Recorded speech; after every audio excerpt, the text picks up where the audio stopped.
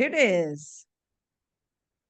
Hi, everybody. So here we are, another first time. So Eugenia, I'll call her Genia. She will explain the whole situation of being called Eugenia and in the Russian version and everything else. But I've had a friend called, well, with the same name, and I used to call her Genia, right? She's an engineer at Google. So we'll stick to that, but I will ask you in 1 second to pronounce your name properly and, actually your full name, because it's always very interesting. So it's Eugenia's or Genia's first time in a podcast. So I'm going to be very gentle. But you already know the drill, right? So we have just had a 10-minute conversation, basically discussing pronunciation, things like that.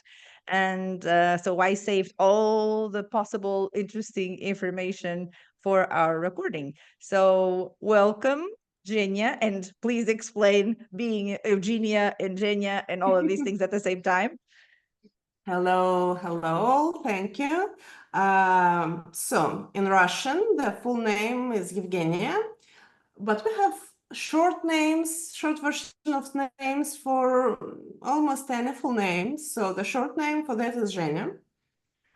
And I think since I've been in school for English lesson at school, I found that English analog would be Eugenia. So in all my English conversation, I'm keeping this Eugenia nick and pronunciation since then.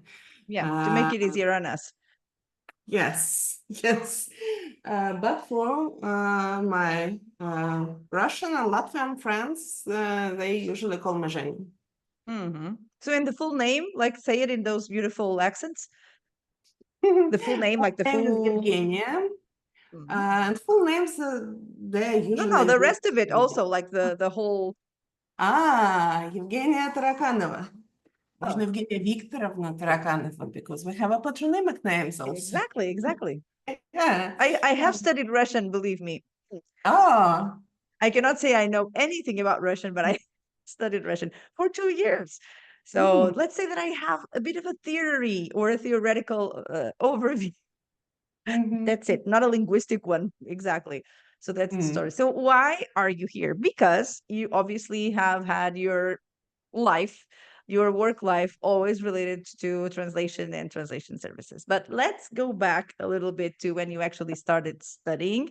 So I saw it on LinkedIn. My secret agent is LinkedIn, obviously, and I saw that you actually studied public relations. Oh yes, so journalism. why was that happening? Did that include languages? Was it because of your parents? Was it because of your background? So what took you to that specific type of studies? I just got there. I was worried as a teenager that I would never pass the history test to philology. Okay. Frankly speaking, I'm not proud of that. But there I passed easily. It was the journalism faculty. It didn't have the history somehow. And then it was years of working with text, because we studied stilistics, like 5 years of stilistics. Every year, every semester, we had stilistics.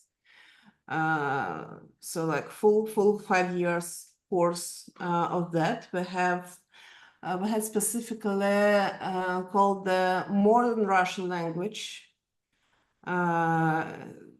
There is also some old versions and some historical Russian language, but we studied modern Russian language. We studied like the discourses of the language, so everything to work with texts and stilistics. And this PR, we studied marketing, so it was extremely easy to translate marketing texts, because I've studied for a while how to write marketing texts. But I got my diploma with distinction for that, for writing marketing texts. And also we had a lot of literature. We have like all these 5 years, we had the course of Russian literature. again in every semester, like statistics. And for all 5 years, we had in every semester the course of foreign literature. So all kinds of foreign literature, but usually, of course, it was rather like European and American classical literature. But well, in first year we started with ancient Greece and Rome, and then it was mostly that European and American. I also, before that, I spent a couple of years on biology faculty until I understood that probably that's not what I want to do in life. And so how did you jump from that to what started happening in terms of translation? Did you actually have a job as a journalist first, or did you go straight to working in languages? What happened? Was there a gap? So I got into, first I got some experience of working as an editor, in-house editor. That was a short summer work. But I enjoyed working with that language, and also I I think I was like 18. Yep. And somehow there I indicated how the translator like tricked this client, my employer, to paying him more. That was very interesting. They were paying him by target character. And I see I'm editing in this mode of hidden symbols, and I see, oh wow, after every paragraph there's a whole list of spaces. Why would that be? So that's how I got the translator on doing the strange thing. But yeah, I went away from the topic. I started working in the translation agency more or less at the same time when I was studying in this journalism faculty. And I was an editor, translation editor, and a project manager at the same time. They needed a project manager who can also like edit texts when they're not too big, even too big. But then in this agency, somehow I started editing Google, and the client loved me. They chose me as one of the like most valuable Google editors. So somehow from this project management, I stuck to this reviewing Google. So where was this company? Was it in Russia, in Latvia? When I was still in Russia. Still in Russia. Now this company has moved to Lithuania after the war started. But back then it was in Russian. So, and not only they liked me, but I also loved this job. So you worked on site in the industry, right? What? You were there physically. You worked on site, or was it? Well, I worked in the translation agency, and we worked through some bigger MLV for them. But I often visited, and yeah, I liked. I understood that I like it more than working in the newspaper. I worked in newspaper too a little bit. I wrote texts about information technologies and the internet. It was in 2000, I think. Right, but it was still a bit new. Yes. It was called this part of the newspaper. It was called Information Technologies and Telecommunication. Wow. But yeah, working in translation agency was much more fun. So did you enjoy being a project manager, or did you enjoy the linguistic work better? Linguistic work I enjoyed better. Well, working as project manager was also fun. But then I went to freelance from there. Mm-hmm. And I was mostly freelancing for the same agency. I just figured that I need to, like my kid will now go to school. And in the kindergarten, they stayed quite late, and I could easily just take her from kindergarten after work. But here in school, usually it's the other way around, but in her case in school, they ended earlier. Yeah, it's And like here, the same. Yeah. yeah, I wouldn't be able to just take my daughter from school. So I contemplated for several months, and then I went to freelance, and I started earning more. That was like very strange, but yeah, very good. I enjoyed earning more.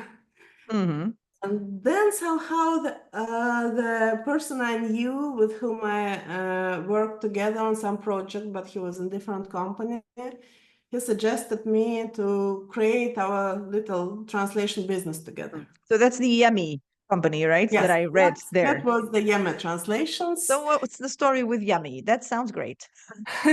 Yeah, it was a very nice experience, though I left 2 years ago. We'll get there in a minute. So first, Yeah, Yummy, and yes. then But so first we had me and Alex and a colleague and several translators that I found, and we all were doing everything. And then we understood that we need everything means doing project management, doing language work. What does everything mean? Yes, like well, the startup type of work where everyone is doing everything because it just have not very differentiated, some just very simple. So it wasn't structured yet. You just did what you have to do. Yes. And then we went to more structured, and at some point I was the person who was responsible for all the HR.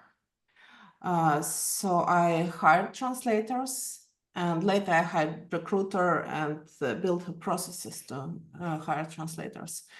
And I was testing translators, and I was making all the training materials. I was training translators. I was doing this one-on-ones. Well, and also language work. And after some time, I also started doing another thing. We wanted to, like some clients told us that we like your quality and we are ready to give you more clients if you have better, like bigger capacity with the same quality. So I had to build a bigger capacity with same quality, and it's not easy in the, like, after that, when I moved here, I saw the rates that other translators have, and so you moved to Latvia, right? While you were still I moved working to at Yummy. Latvia. Yeah, that I'll tell later. But I figured out that what we were getting from the clients and what we were paying the translators, it was quite like really low rates. They are very common for Russia. And one of the reasons for that is that Russia has ridiculously low taxes for the self-employed. It's 4%. 4% for So the self-employed. rates were lower in Russia because taxes basically are not. Because there are lots of reasons, but like everywhere in Russia, I've only seen these rates. And yeah, after I moved to Latvia, to Europe, I realized that people usually have better rates. And I started to like use better rates, but there was. And Yummy, you worked into many languages, or what kind When of I was situation did leaving you have? 2 years ago, it was working to Russian. Then sometimes we had very rarely we had translation to Ukrainian that we sent to Ukraine to partners. We had a little bit of Belarusian, but now I know they're adding Kazakh translation and some other languages, but I haven't been with them since, so I'm not sure. The processes I've built were very good for single language vendor, but I think they are good also for multi-language, because I've built like I had a developer and I was overseeing the building of internal quality management system. So we took standard TAUS LQA system. Well, when the editor marks the category of errors and severity of errors. Well, many companies do that, but we wanted to do it internally, and we wanted it to work with every job we had. When I was looking for other solutions, I noticed that well, they all require manager to upload every translated text manually into the system and every edited text manually. And it's good if you have like today there are 10,000 words and tomorrow 10,000 words. But if you have like today 100 projects, each of them is 50 words, you would need to hire the new manager who would just do that. So we couldn't work with that. And we made internally the solution that would be kind of an add-on in Chrome. It has like some restrictions so that the information would stay confidential and don't go further than the team. And we made it work with several cat tools. So you just open the cat tool in Chrome and you open this add-on and it works. And then we had statistics that showed us, well, we could see the static data, this translator this month. We could see the dynamic data. Like this guy came to us after university 6 months ago, and this is his quality. It's like this goes up. Probably we're not filming video, so I'm showing I'm showing now on video the kind of diagram when the quality goes up. We could see that, and also we could see if it goes down, and also we could compare, because imagine that the translator has good quality, but one editor is biased against this person, like personally, okay, I hate this translator, I don't like everything they do, I'll just rewrite everything. So we could compare editors, how they reviewed this translator to find, like, to exclude this situation with the biased editor. It was working great. I wrote my my master thesis on this project. Okay. It was very fun.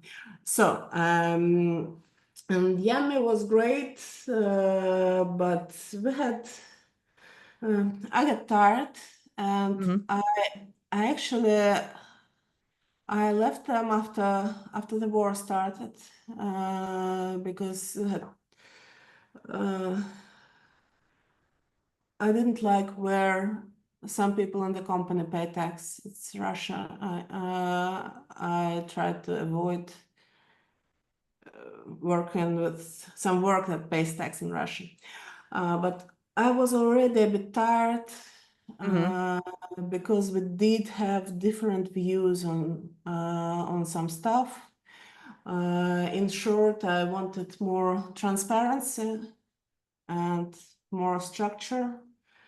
And my work partner, Alex, he was more like introverted person, and he didn't like any transparency, and yes, information flow. We have very different views on that, but yeah, but he's a great person, and I hope everything's good with him. As far as I know, he moved to Montenegro and doing good. And I often see the Yaml Translations recruiter looking for translators for several languages and some That's a good sign, right?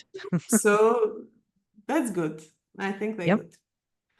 Yeah. So then you created your Baltic words? Yeah. I created the Baltic words. Well, I had some like prospective business partners who suggested me like, let's create the company in Latvia that would be a partner of a company in Germany, but then they changed their mind. And that's business, right? Yes, that's business. And I felt upset and relieved at the same time. But now I have a business, and well, I've got I had many clients. I spent in Yemen, I spent years on building the skill and reputation. But when I quit, all the clients and all the translators stayed with them. I quit with nothing. Yes. Though I was a partner, I was not an employee, but I just quit with nothing. It happened this way. And I need to build some things from scratch. I understand that. Yeah. So what happened? Tell me about the whole process, because this is the most interesting in the world. Most interesting thing in the world for me is how someone builds something from scratch, because it's obviously what I'm also trying to do. And it's complicated, exciting, and there's a lot of studying and thinking involved.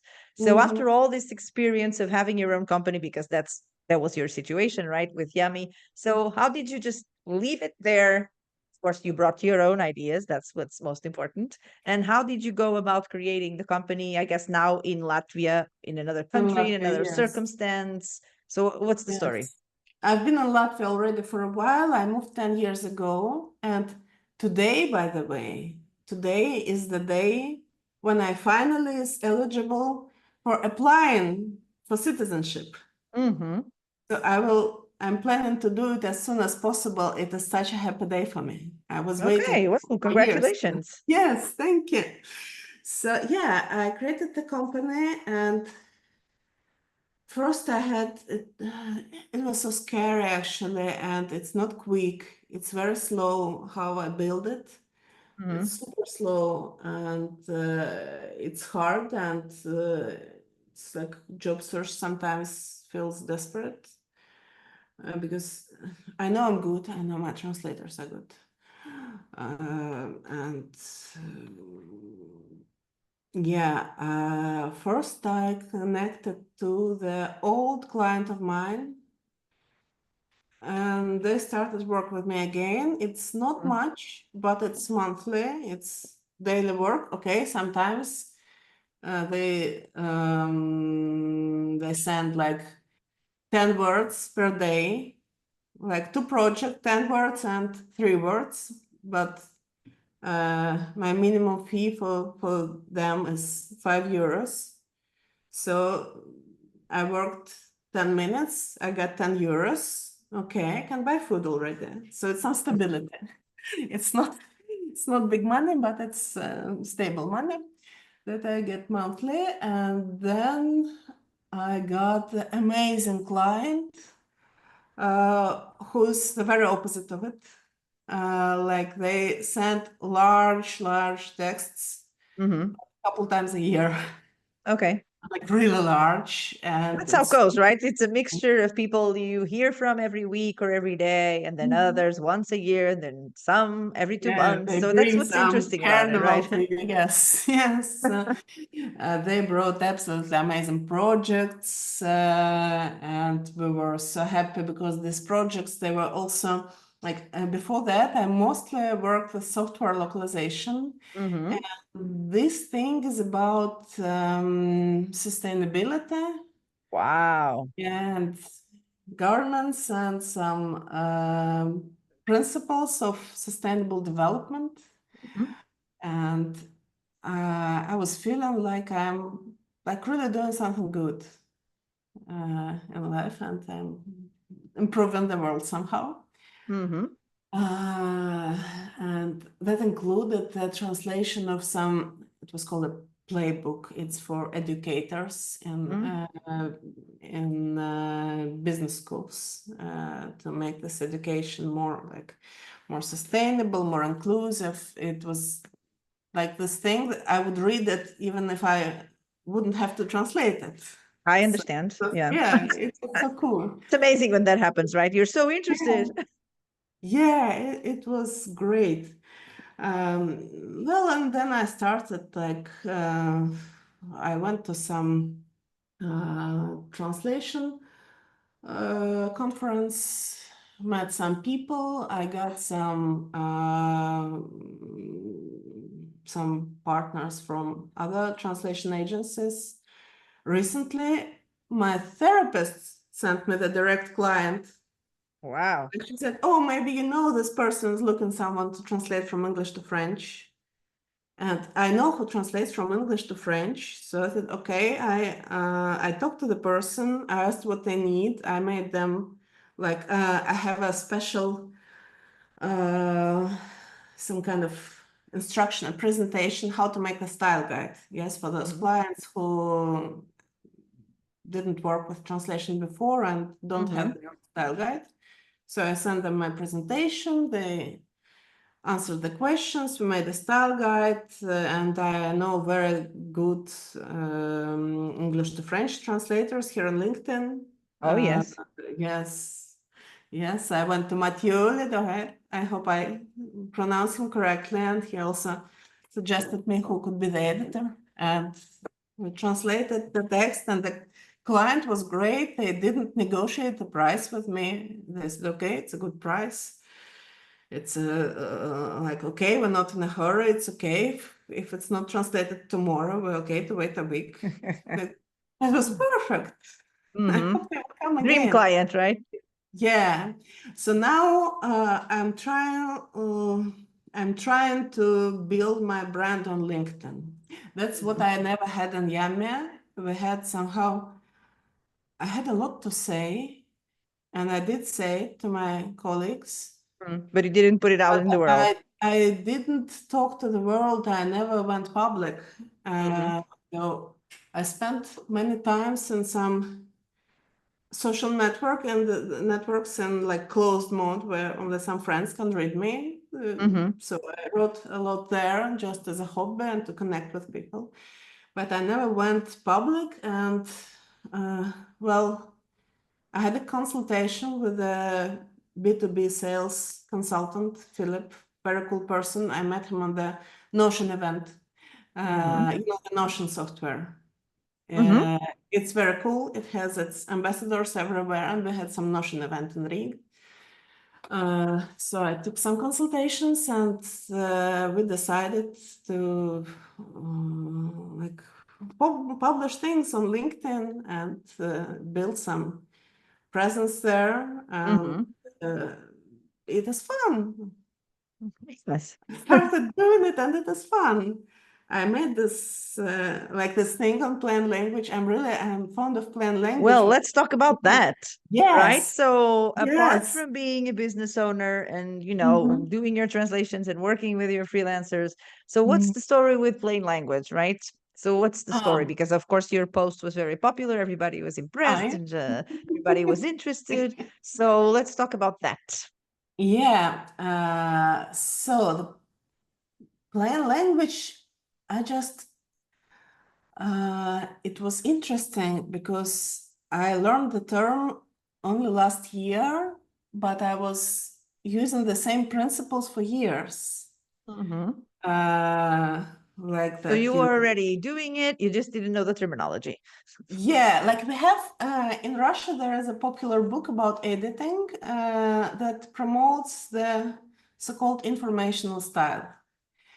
Something is very similar to plain language there, but I think they are like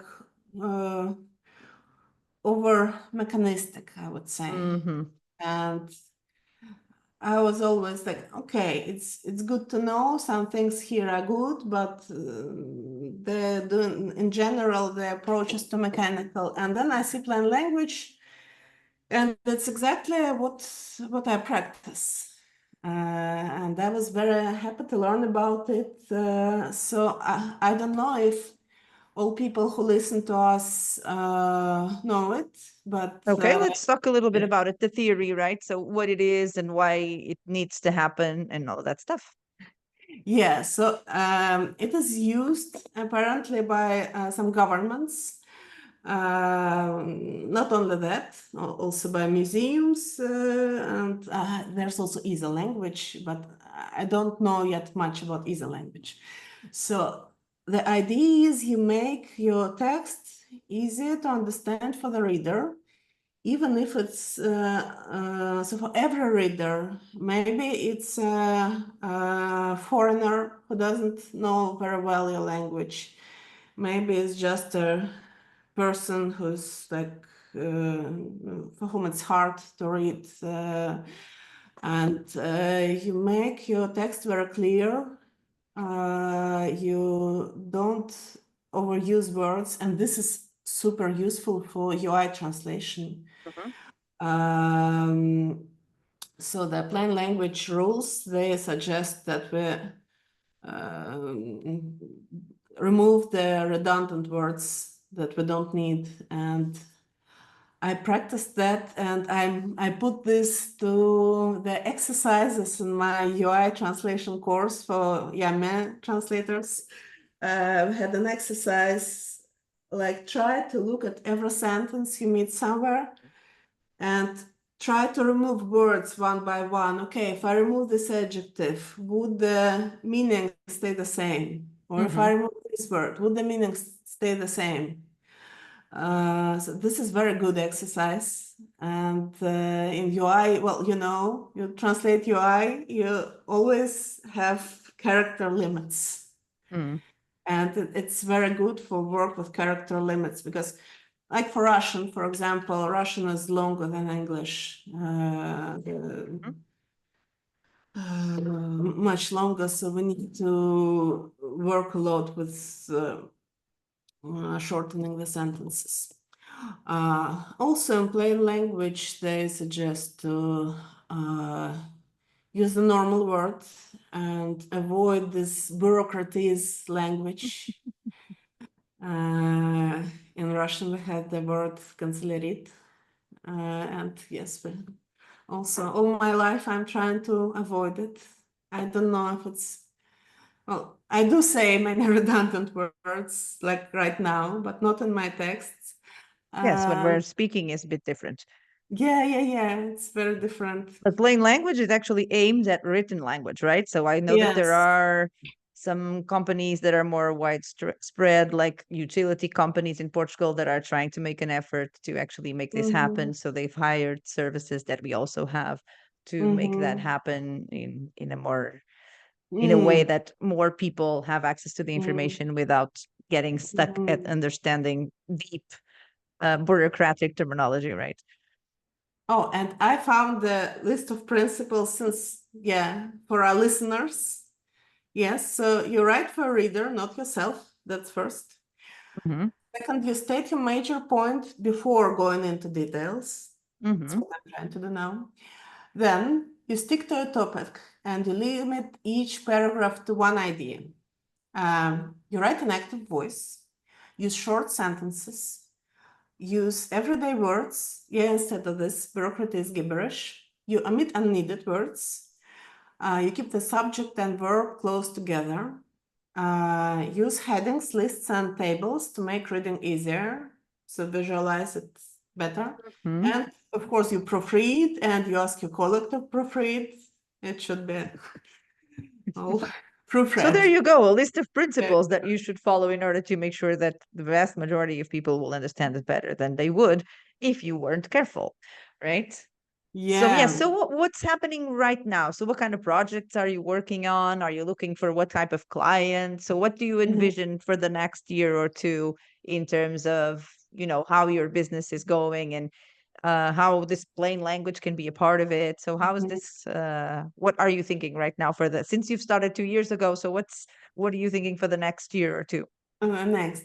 So I would like to find more clients that write on social topics. Like this sustainability client, it was excellent. It was a dream client, and they still are a dream client, just not very Mm-hmm. often. I would like to find client who write about human rights and like gender problematics and all that. So social things. I almost got into project. It was such an interesting project, anti-corruption, that I wanted so much to get there. And I got it. I received it, but then they said, okay, client, they changed their mind and they don't have budget for Russian and Ukrainian. Mm-hmm. We lost this project, and I hope they will have something else, because that's what I would like to translate about social things. Mm-hmm. And the other thing is, I want, of course, to continue working with software localization, because it's one of my main areas and passions, and I've been Once you doing. go software localization, you never go back. Yeah, you just go wider, but yeah, you don't quit software localization. No, you keep it forever. I know. Yeah, I really hope to find more of these clients. Mm-hmm. It would be great. But also I'd like to find clients who have some, who are nice to work with, who have nice work ethics, and Mm-hmm. some nice approach to work in general, maybe committed to sustainable development goals that I recently translated about. And Mm-hmm. I'm very, very interested in that. And I want to find more, like, I met very good translators. I have a great Latvian translator. Uh, and I want to have more languages for the translators that I trust. Mm-hmm. And So with you want to expand your yeah, language pairs too. Mm-hmm. yeah, I'd like to expand my language pairs, and I want also, um, so yes, I want to have more of Russian translators, not on translations, not only for me, but for my colleagues who now immigrated, Mm-hmm. and they all are in a very fragile position, Mm. and I don't want them to have to go back to Russia. It's scary. And they're really cool.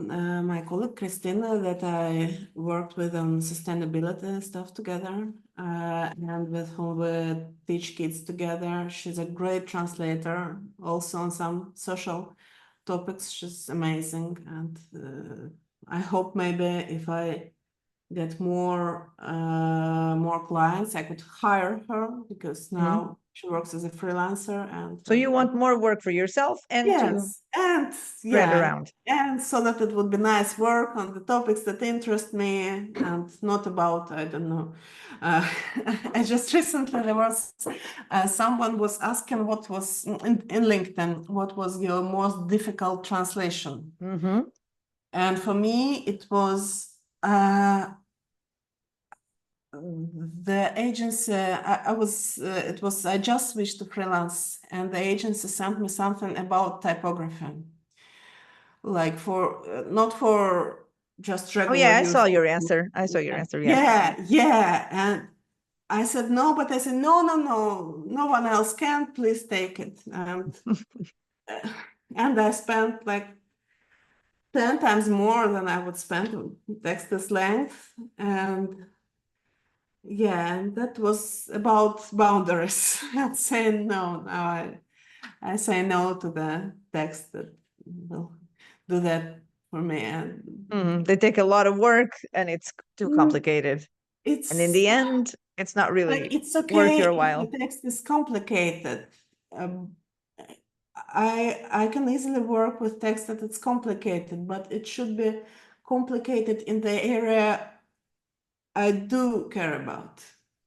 The typography, I don't give a damn about typography, frankly. So, yeah, I did it. We So you don't worked. mind difficult as long as you're Yes, interested. yeah, I don't mind difficult as long as it's something I care about. Alrighty. So I guess we'll leave on that note because, Yeah. there's next year. I always do, like, a lot of the people come back after 1 year or something because I like that, Mhm. because I always like knowing how things have, evolved and all of that. And so I really Mhm. enjoy. So it's not just coming on the podcast doesn't mean that you're coming once. Some people have been on the podcast, I think, 4 times in a year and a half. Oh. So they're like resident Mhm. podcasters, right? So for sure we will catch up soon, Mhm. and I hope Okay. everything goes okay with your projects and your translations and your plain language. And Mhm. yeah, for sure, that's a Thank topic I you. should actually have on the podcast and have like a Yeah. round table of people who know about it. There's a really relevant crew of people in Oh, Portugal that that's take care of that. amazing. Yeah, so I'm it's in. Please count me yeah, in. just to talk about that topic specifically, because I, Yes. I know that Yes. it's very relevant, and Mhm. it's been a thing here. I've heard about it for now many years, Mhm. so it should be a Mhm. topic for sure. So we'll do Yeah. that. Thank you so Okay. much, and I hope to see you around, and that you have all You. the success in the world in Latvia that you love so much. Thank you. Thank you so much. Thank And you. yeah, I'll be listening to this and next podcasts. And see you soon, I hope. See you very soon. Bye bye. Bye.